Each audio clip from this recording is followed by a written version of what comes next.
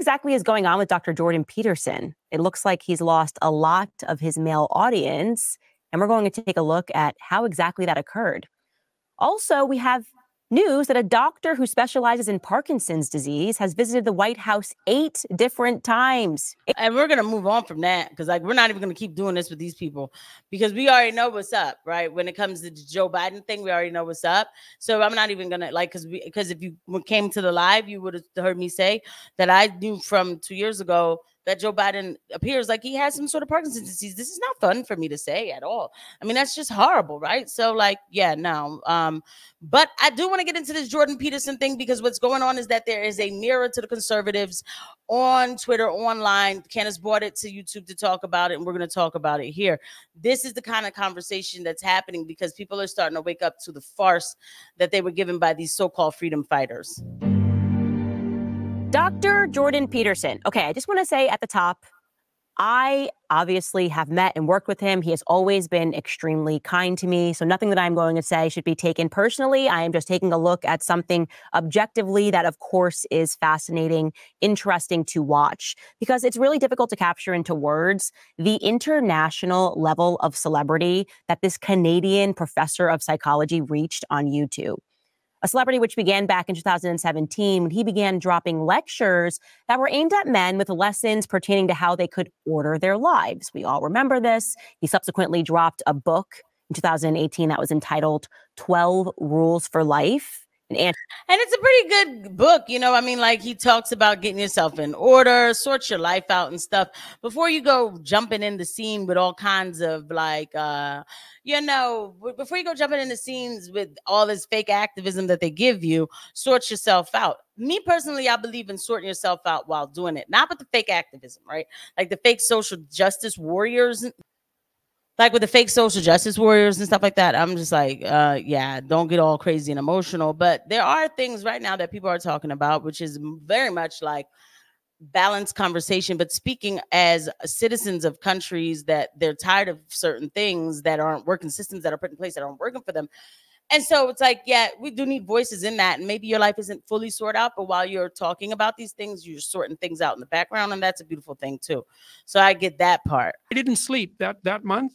I didn't sleep for 25 days. I didn't sleep at all. I didn't sleep at all for 25 days. How is that possible? I'll tell you how it's possible. You lay in bed, frozen in something approximating terror for 8 hours, and then you get up. Oh, my God. Oh, yeah. Not and good. This is from cider. I feel like Joe Rogan is all of us. I'm listening to that, and it doesn't pass the sniff test. I'm just going, wait, what, apple cider? You didn't sleep for how long? What are you talking about? He brings up Michaela, by the way, that's his daughter. We're going to get into it. That explanation does not make sense to me whatsoever. Again, I'm not a doctor. I'm not claiming to know how everybody's body reacts to apple cider, but I just don't think that you wouldn't sleep for that long because of it. Help her out since I'm a registered nurse. I've never heard of such a thing.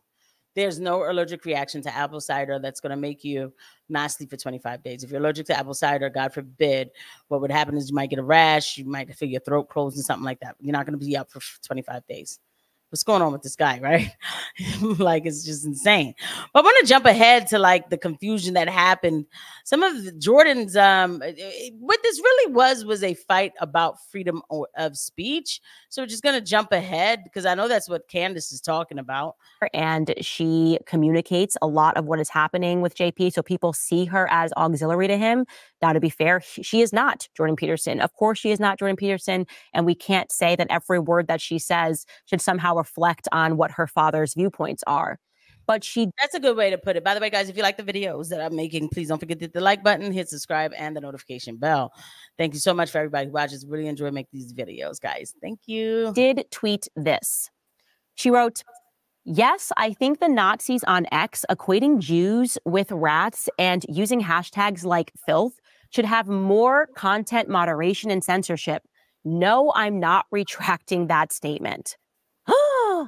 Okay, what? You're just straight up calling for censorship. I mean, saying using the hashtag filth, that is literally an English word. And you can say that word whenever you want. In fact, rather notoriously, I use the word filth to describe Rabbi Shmuley. And I use that word to describe Rabbi Shmuley because Rabbi Shmuley is filth. I meant what I said. This man harassed me for 2 years. I would be really honestly shocked and disgusted if somebody would dictate that I'm the one that deserves to be censored after this man harassed me for 2 years. And he did harass her for 2 years. She's gonna get all the way into. He did harass her for 2 years. He wrote a lot of articles about her. I heard behind the scenes he called her a lot of dirty names, right? And here's the thing. But we don't want the censorship. Like, I don't listen, if people are saying horrible things about any group of people, that person has a problem, right? Okay. But I'm sorry, man. I've worked way too hard of this, where I'm on Twitter Spaces. For anybody who doesn't know, it's like Twitter, go talking like these conference rooms. And I'm like, bring back all the monkey memes, bring back I don't care. I don't care if I see some sort of vile thing. So what? I could just block it or mute it. Because once we start putting parameters on speech, pretty soon none of us will be able to say anything. That's how this goes. You give an inch and it goes like hundreds of miles, just because you gave an inch. I'm not giving an inch to censorship. I'm simply not. So, and that man did come for her, and that's a fact. But there was more to it. And what happened was there was like a whole argument about the whole censorship thing on Twitter. And well, let me just use this part. We'll just talk about the last piece here. Rats. Hence my apology. Take note, Michaela. He further added, calling somebody a rat. Here's what he wrote. He wrote, I apologize for calling you a rat, Nick Fuentes. Rats are just animals. They happen to be an enemy of mankind. So they are like you in that regard, but they are merely acting on instinct, whereas you are motivated by a willful ignorance so deep that it's kind of a miracle, in combination with a profound malevolence. So I was unfair to the rats. Hence my apology. Take note, Michaela. He further added, I don't regret the psychopath moniker, however. You and your followers, I know your type, buddy boy, but you don't know mine.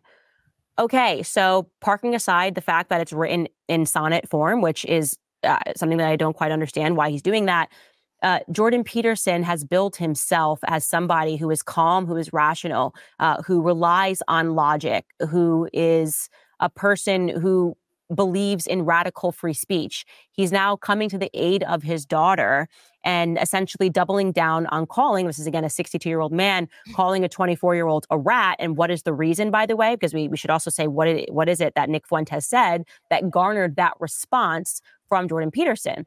And Nick Fuentes wrote one word on Twitter. He wrote Jews. Now, what was that in response to? Well, somebody asked the question. We know that Joe Biden is not in control of the White House. So who is in control of the White House? And Nick Fuentes wrote a one-word response. Jews. He's saying Jews are in control of the White House. And that garnered a response from Jordan Peterson calling him a psychopathic rat. Now, we all know that Nick Fuentes has branded himself as somebody who expressly hates Zionism. He expressly hates Israel. And he is saying that Jews in the White House are now obviously in control because Joe Biden is not. Now, to be fair, the Times of Israel has noted in the past, this is an actual article from them, all the Jews Biden has tapped for top roles in his new administration. This is from back in 2021 when Joe Biden first was inaugurated as president. And you will leave that there because I don't want to. Well, anyway, she was the Time of Israel, right? So I'm glad she came through with that source on a clutch, right? Right? If it's being written about, right? But coming back to Jordan Peterson, why is it that he would call him these names, because he has an opinion? And then I apologize to the rats. You look at me, I'm a tough guy. So this is what it's come down to. Nothing shocks me anymore. I tell you. At the end of last year, I started waking up to a lot of people and their biases and the fact that they're not freedom of speech fighters. They've made millions off of this fighting for free speech, except for that, right? Oh, but you didn't know it was except for that, right? Why everybody supported these people and felt bad because they were, quote, losing their jobs because of the pronouns and stuff. We should be able to ask questions about anything. But I'm speaking to the choir if you're watching this, and I know I am, and I thank you for watching. We should be able to ask questions about anything. Maybe somebody will say something a way you don't like, and we could talk about it. It's called Clash of Ideas. That's what it's called, but it's not called ad hominem. Let's just call people names. These are the intellectual dark web that's getting so worked up. You didn't even have to answer. You know how many things I see that I don't even answer to, I don't make a comment about, why'd you answer? Right? So this is what they're doing now. This is the fight. This is the right-wing fight. I'm not here for it. I'm here for the fact that our First Amendment rights are being trampled upon, and they've been trampled on, right? And they're being trampled on even more. There is, I mean, like, hey, what's his name? PBD said we didn't know this was in the bylaws. You can't talk about it, Israel, right? So there's something happening, and it's going to continue to happen. I don't even need to say any more to convince anybody. You just continue to watch. Yeah, everybody's losing their minds and starting to act a little crazy. It's not a good look, but it is what it is. But on Bring the Asteroid, we bring the asteroid of truth, and you know what? We laugh a little bit about it, right? It's a little funny, right? I'll see you guys at the next one. Bye.